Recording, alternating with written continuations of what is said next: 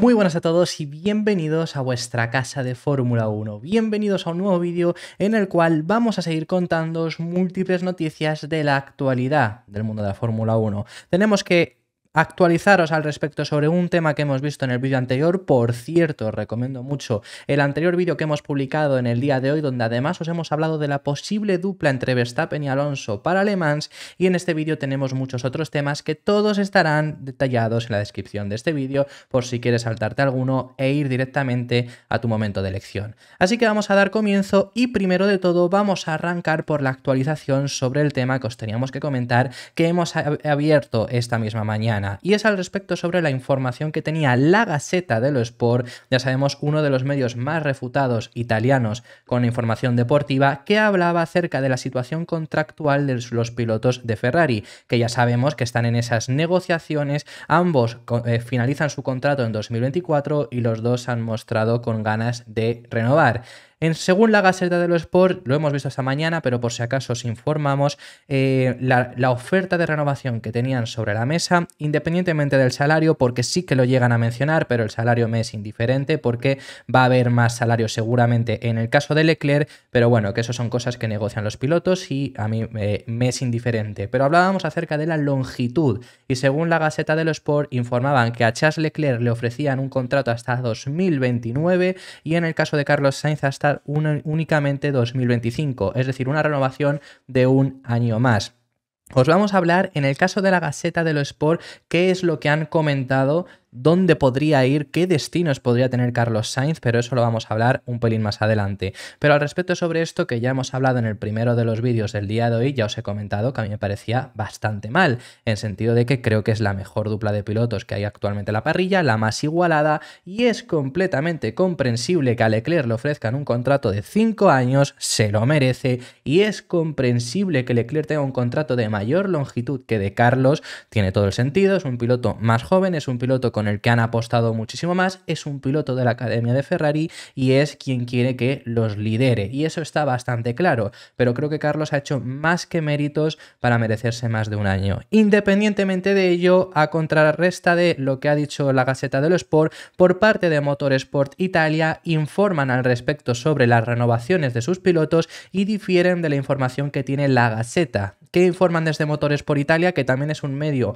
muy reputado con información de Ferrari. Lo que dicen es que la renovación de Leclerc no sería hasta 2029, sino que sería hasta 2027, incluso con opciones de, si en el nuevo reglamento no acierta Ferrari, poderse marchar, que esto sí que también lo había llegado a insinuar la Gazzetta dello Sport, pero sobre todo, y lo que me gustaría más si esta información se cumple, es que Carlos Sainz no tendría contrato hasta 2025, sino hasta 2026. En lugar de un año tendría 2 de contrato, así cumpliendo con las exigencias que tiene el piloto madrileño, y que creo que sería mucho más justo para el piloto español recibir esa extensión de contrato de 2 años en comparación con lo que informaba la Gazzetta. Por lo menos esta es la información que tiene Motorsport. Son dos medios muy importantes italianos con muy buena información y tienen informaciones diferentes, así que veremos finalmente cuál acaba llevando la razón.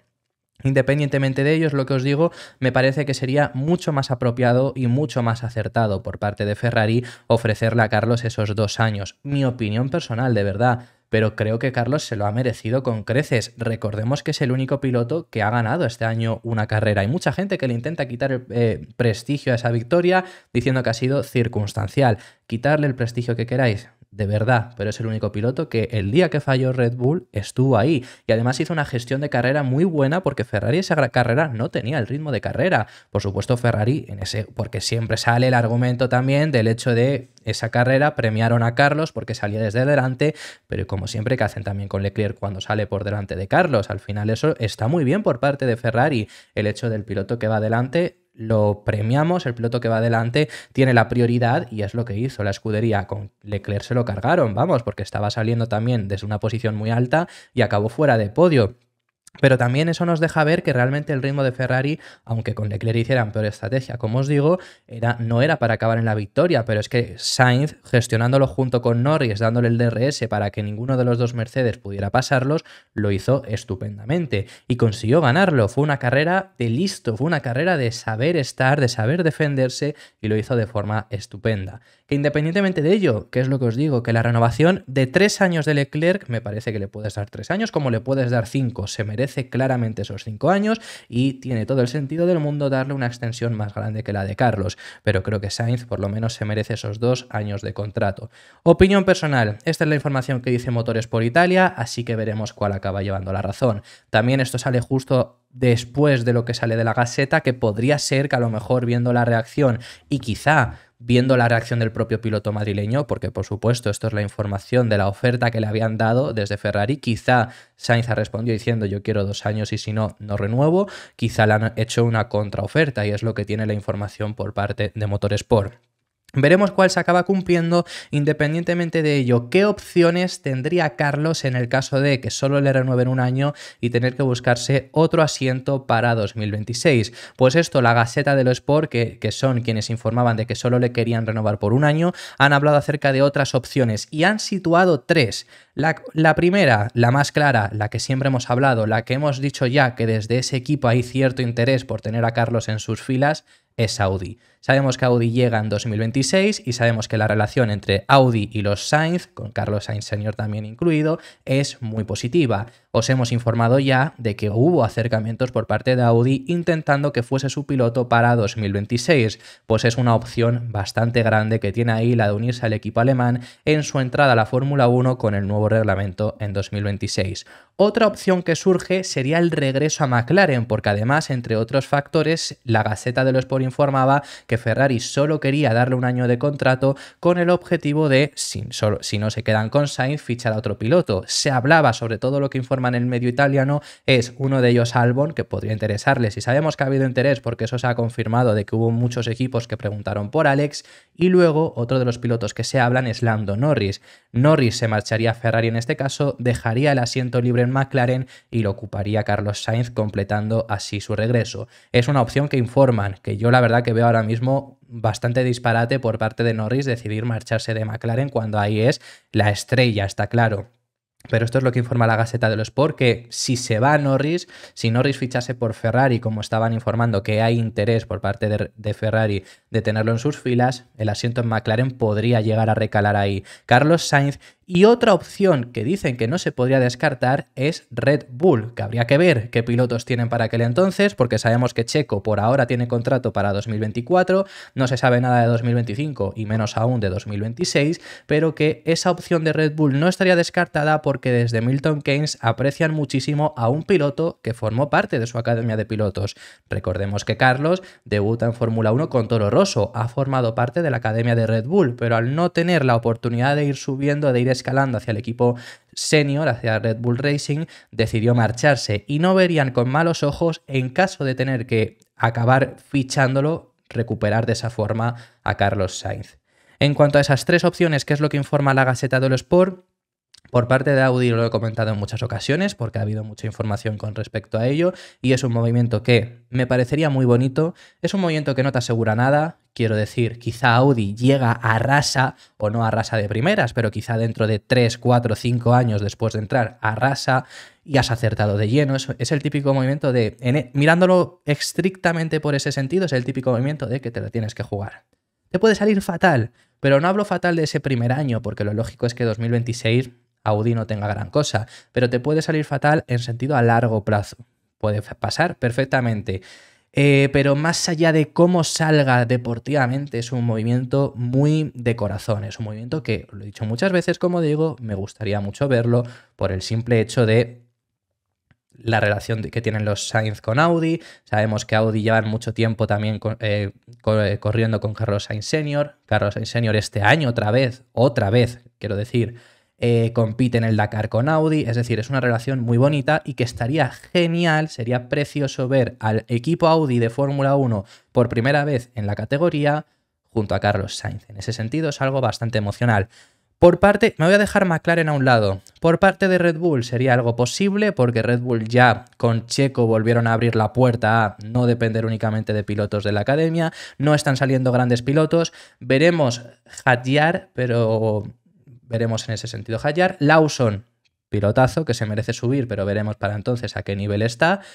Veremos Ricciardo, porque es el que se habla, ¿no? Se habla mucho de si Checo no continúa, Ricciardo subiría, veremos Ricciardo a qué nivel regresa, veremos Checo, que puede por supuesto renovar, veremos Pepe Martí, que está en Fórmula 2 y a ver cómo rinde, por supuesto, pero que no hay nadie que de joven, quiero decir, más allá de Lawson, que bueno, Lawson sí que ha sido bastante bueno, pero Lawson para Red Bull ¿lo veríais en 2026? No lo sé, pero habría que ver cómo es esa evolución y si tiene asiento en 2025 en Fórmula 1, que la teoría dice que sí.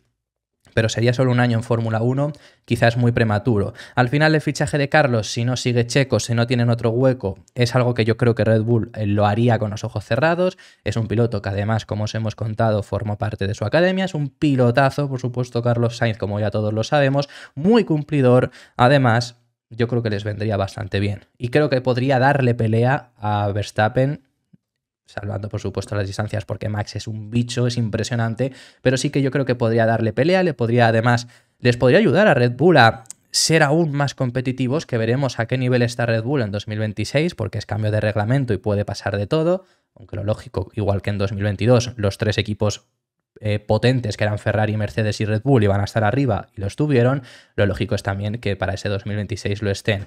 Pero sería algo que yo creo que Red Bull lo haría con los ojos cerrados y creo que para Carlos también podría ser un buen movimiento.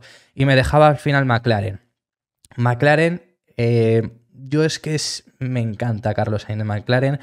Aprecio muchísimo esa etapa que tuvo, creo que hizo bien en marcharse a Ferrari para buscar otra opción y demás, pero por supuesto siempre un regreso a McLaren por parte de Carlos. Esté mejor o esté peor McLaren, me parece, igual que decía que Audi es muy emocional por la parte de los Sainz en general, por la parte de Carlos Sainz Jr., el regreso a McLaren sería precioso, por supuesto. Y yo creo que McLaren lo haría con los ojos cerrados, estaban encantados con Carlos. Recordamos la primera victoria de Silverstone, que no había muchos mecánicos de Ferrari celebrándolo y había mecánicos, mecánicos, era un personal de McLaren que estaba en la valla. Siempre han tenido buena relación, cómo se despidieron de él también cuando se marchaba a Ferrari. Quiero decir, es un equipo que, sin lugar a dudas, si hay esa opción y no puede seguir en Ferrari, yo creo que sería para mí, si yo fuese Carlos, casi que sería la primera, independientemente de cómo esté McLaren para aquel entonces. Así que bueno, esas son las tres opciones e independientemente, a mí personalmente me gustaría mucho más que se pueda quedar en Ferrari, pero veremos si tiene razón Motorsport con esos 2 años que le ofrecen después de sus exigencias o los que tienen informaciones La Gaceta que informaban de que solo le querían ofrecer 1 año. Así que bueno, esta es esa ampliación de esta mañana que os hemos hablado con respecto a la información de La Gaceta. Vamos a pasar de tema y os tenemos que hablar acerca de unas informaciones que salen por parte del equipo Aston Martin. Esto viene todo por parte de Tom McCulloch, ya sabemos, el director de rendimiento del equipo Aston Martin, que en una entrevista a Motorsport Total ha hablado acerca del próximo año, ha hablado acerca de lo que esperan y hacia qué enfoque está teniendo la AMR24, que os estamos hablando mucho sobre ello, mucho sobre lo que podría ser, que por ahora hay poca información sobre ello que vaya saliendo, pero hacia qué dirección están yendo, qué es lo que podría traer Aston Martin para entonces. Y lo que dice Tom McCulloch textualmente es que están trabajando en construir un coche que sea superior. ¿A qué se refiere con eso? Sobre todo a que funcione en todo tipo de circuitos, que es un fallo que han tenido con este AMR23 y que otros equipos no han tenido. Puede funcionar luego peor o mejor, pero por lo menos que la base, que todo funcione igual y que haya que hacer mínimos cambios de circuito, que él lo que dice es alerones, tanto delantero como trasero, que puedan haber modificaciones, pero no lo que han tenido este año, que más allá de esos alerones y quizá partes para refrigeración, casi en cada carrera necesitaban hacer un gran cambio, ya fuera en suspensiones, ya fuera en pontones, ya fuera en muchos aspectos, y por eso Aston Martin tenía tantos circuit specific. De las mejoras que nos dice la FIA antes de que empiece el Gran Premio, nos ponía muchas veces que tenían muchos circuit specific, que ha habido muchas bromas con respecto a ello. Pues la intención que tienen es no tener eso, ser un coche que sea en ese sentido superior, muy estable y que funcione para la gran mayoría de circuitos, cambiando cosas mínimas. Y eso sería muy positivo que lo consiga hacer el equipo Aston Martin. Eso al final es algo que, por ejemplo, Virutas de Goma, cuando lo trajimos aquí, nos lo dijo, ¿no? De que hay ciertas cosas todavía en Aston Martin que te indica que es equipo de zona media todavía, aunque estén compitiendo ya por arriba, pero todavía sigue siendo un equipo de zona media y uno de ellos es cambiar tantas cosas. Puede funcionarte mejor o peor, pero Mercedes, por ejemplo, con el mismo paquete es con lo que desde Mónaco, que es cuando cambian grandemente el monoplaza, hay pocos circuitos específicos, cambian ángulos de alerón y demás, eso sí, quizá las alas sí que pueden llegar a cambiar, pero hay poco, hay o mejoras o no hay nada. Ferrari más de lo mismo, Ferrari es de los equipos que menos mejoras tanto específicas como de monoplaza han traído a lo largo de la temporada. El coche de Bahrein es casi el mismo, con ciertas diferencias, sobre todo el suelo sí que lo modificaron, pero es el mismo que hay a final de temporada. Y fijaros que no es el mismo rendimiento. A lo que voy con esto es que Aston Martin, y bueno, esto es una cosa que ahora os voy a decir, pero que Aston Martin a lo largo del año sí que ha necesitado muchos cambios adaptándose a circuitos. Y lo que dicen es, bueno, puede ser que funciones peor en un circuito porque te adaptarás peor, porque eso pasa con Ferrari y con Mercedes, por supuesto que también, pero que no necesites hacer un cambio inmenso para por lo menos tener ese rendimiento. Imaginémonos Monza. Monza es un circuito que por cómo es el Aston Martin ahora mismo estaba clarísimo que iban a funcionar mal y aún así necesitaron cambiar muchísimo el coche para seguir funcionando mal, pero para por lo menos estar al nivel que se les esperaba. Sin cambiarlo hubieran ido aún peor. En el caso de lo que se refieren es, oye, sabemos que Monza vamos a rendir mal, pero vamos a rendir mal con lo que tenemos, cambiándolo para intentar rendir un pelín mejor, no rendir mal y cambiar las cosas para tener ese rendimiento, pero es que si no lo cambias sería aún peor. Es lo que le pasa. Funciona en una ventana muy pequeña, que esto lo ha llegado a decir Alonso, y es lo que hay que trabajar para el próximo año. Lo que yo os quería decir también con esto es que creo que uno de los fallos que tiene ese AMR23 para que funcione tan mal en ese tipo de circuitos es los cambios de Canadá, y los hemos dicho en muchas ocasiones. ¿Por qué? Porque el coche de a principios de temporada, y sigo insistiendo en lo que mucha gente dice, creo que no es así. ¿Por qué es lo que me refiero con esto? Hay mucha gente que sigue diciendo que el coche de Bahrein, el coche de las primeras carreras, hoy en día hubiera funcionado mejor y creo que no, creo que seguía habiendo que actualizarlo, por supuesto, pero esas actualizaciones perdieron, para intentar conseguir solucionar la eficiencia aerodinámica, la eficiencia se solucionó muy poco, pero se perdieron muchas virtudes, muchas fortalezas del Aston Martin de principios de temporada, no las han tenido al final y eso es lo que ha perjudicado. Una de las fortalezas que tenían a principios de año es rendir en muchos tipos de circuitos diferentes. En el mejor tipo de circuitos que rendían era Mónaco, eran circuitos muy ratoneros, circuitos estrechos, circuitos con curvas cerradas, circuitos urbanos. Eran lo que mejor funcionaba el Aston Martin. Y eso lo ha seguido haciendo, de peor forma, pero lo ha seguido, porque han empeorado en comparación con los rivales, pero lo ha seguido haciendo. El problema está que ese coche sí funcionaba en circuitos que a lo mejor a priori, y cambiando muy pocas cosas que a priori no iban a funcionar. Y el ejemplo más claro es Arabia Saudí. Arabia Saudí es un circuito que no tiene curvas de velocidad baja, pocas. Tiene algunas curvas de velocidad media, pero no son demasiadas y tiene mucho tramo de a fondo. Características que Aston Martin no va a rendir bien, y rindieron bien, simplemente cambiando muy poco el alerón y eras aún así un ala mucho más elevada, con generando mucha más carga aerodinámica que el resto. ¿Por qué? Pues porque con ese paquete, eso me acuerdo perfectamente que lo comentó Pedro de la Rosa cuando estábamos en Arabia Saudí, dice, es que sabemos que así vamos a funcionar. Ya en comparación con los rivales funcionaremos mejor o peor, pero para que el coche funcione tenemos que ser así, con mayor carga que el resto, porque es como nosotros funcionamos ahora mismo. Y les salió bien. Quiero decir que ese coche sí que funcionaba en todo tipo de circuitos, pero con el desarrollo para intentar solucionar la eficiencia aerodinámica, fallaron. ¿Y a qué voy con esto? Vuelvo a decir, y lo vimos la semana pasada, el martes pasado, estamos a lunes, menos de 7 días hace de esto, en los test de postemporada, lo recordaréis, os lo hemos contado en el canal, lo hemos hablado muchísimo, llevaron el coche de principios de año, sigo creyendo que para el próximo monoplaza, para la MR24, ese coche que quieren que sea superior, como ha comentado Tom McCulloch, que ahora os leemos sus palabras, para ese próximo año creo que la base no va a ser la que hemos acabado, sino va a ser la del principio del año, intentando otra vez solucionar los problemas que tenía ese coche, pero recuperando esas fortalezas. Quiero decir, en vez de empezar con el de ahora, que sabes que tiene todavía esas debilidades que tenías al principio de año y sin esas fortalezas, te vas al del principio de año y por lo menos tienes esas fortalezas. Y ahora es volver a intentar solucionar esas debilidades, además sabiendo en lo que fallaste en ese coche. sabiendo los problemas que generaste al cambiar esto para solucionarlo, y no vamos a cambiar esto, sino vamos a cambiar esto otro. Creo que les podría llegar a salir bien. Veremos si se acaba cumpliendo lo que comento, si se acaba cumpliendo que en lugar de ser evolución del coche de final de temporada, sea una evolución, hayan empezado a decir, vamos a mejor volver a esta base, a la de principios de año, y a partir de ahí desarrollar el AMR24. Espero no equivocarme, veremos si eso acaba ocurriendo. Las palabras de Tom McCulloch eran las siguientes: por el momento estamos intentando crear un coche que se pueda pilotar en todos los circuitos y simplemente cambiando el alerón trasero o el delantero para ser algo más fuertes. Hasta ahora teníamos que cambiar un poco los componentes, dependiendo de si la atención se centra en baja velocidad, en alta, en la eficiencia, y esa es también la razón por la que hemos cambiado algunas piezas de una carrera a otra.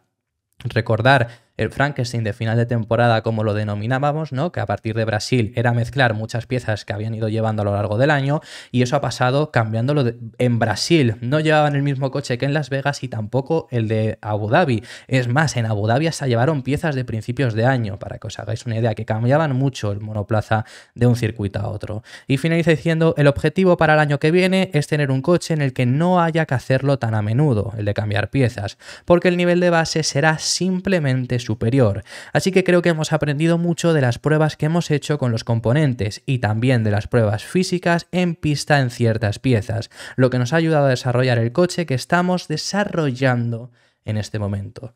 Lo que os digo, espero que esas pruebas que les han ayudado, que han aprendido mucho para desarrollar el actual coche, sea haber invertido piezas que crees que ahora sí te va a solucionar los problemas a principios de temporada y recuperar las fortalezas que tenía aquel AMR23. Veremos si eso se acaba cumpliendo, como digo. Y el último tema que os tenemos que hablar, os tenemos que hacer actualización de Red Bull y Ford. Os hago simplemente una recapitulación rápida. Recordemos que para 2026, con la entrada de los nuevos motores, que por ahora están congelados, y en 2026 hay cambio de reglamento y vuelven los motores, Red Bull se ha unido a Ford, o mejor dicho, al revés. Ford se ha unido a Red Bull. Van a hacer el motor a conjunto, el Red Bull Powertrain va a ser un Red Bull Ford, en donde la marca estadounidense se va a encargar de la parte electrónica, que recordemos que la electrónica de los próximos motores es el 50%, aumenta casi el doble, ahora es un 30% aproximadamente, va a pasar a ser la potencia electrónica un 50%, y de todo eso se va a encargar Ford. De la otra parte, de la de combustión, se encargará Red Bull. Entonces, ya están empezando la cooperación de los motores entre Red Bull y Ford, ya se están empezando a desarrollar esos motores para 2026, en el caso de Ferrari con los suyos, Mercedes, Audi, Alpine, todos esos motores, Honda, todos esos motores ya están empezando ese desarrollo. En 2024 se espera que haya las primeras pruebas en simulación y luego en 2025 las primeras pruebas en pistas.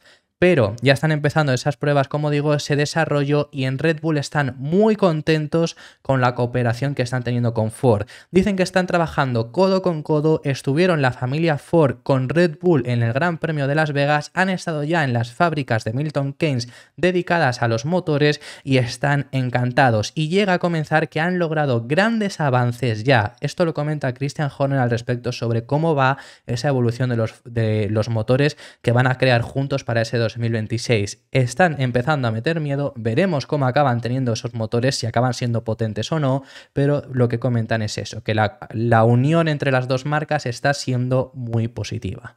Es muy pronto para decir ahora mismo qué motor será mejor, es imposible saberlo hasta que no se pongan en pista en 2026. Las informaciones que había hasta hace no mucho es que Mercedes y Ferrari iban bastante bien, que Honda iba retrasada, pero lo que os digo, queda muchísimo para entonces. Puede luego de repente Honda ser el mejor motor, o por ejemplo también se hablaba de que Red Bull y Ford estaban un poco perdidos y Red Bull estaba incluso intentando cambiar algunas normas que la Fórmula 1 no ha aceptado. Pero por ahora es lo que dice, quizá quieren intentar meter ese miedo indicando que están bastante bien, que están muy contentos con la unión y que ya han logrado grandes avances para ese próximo año. Todo esto es una entrevista que le han dado Christian Horner al medio Motorsport Magazine, y donde comentaba esto, que es lo que dice: han pasado muchas cosas en segundo plano, especialmente en Red Bull Powertrains. Han logrado grandes avances durante este año y no olvidemos que en 2026 no está tan lejos y que el tamaño del reto que tenemos por delante es enorme. Y eso sí que es verdad, es lo que os digo, no está tan lejos, es que es lo que comentaba antes. Recordemos que para 2024 se esperan ya pruebas en simulación y 2025 pruebas ya en pista, pruebas ya con prototipos, así que no está tan lejos ya ese desarrollo de motores.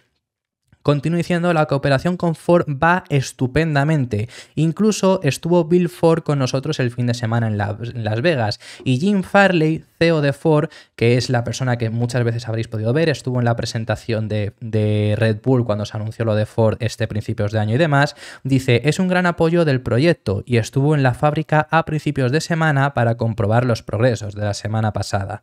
Es genial ver su compromiso, así como también su entusiasmo. Contar con la ayuda de una marca y un fabricante tan grande como Ford es un paso más para nosotros. Recordemos que Ford, y eso que llevan muchos años sin estar en Fórmula 1, es de los motores más exitosos de la historia de Fórmula 1.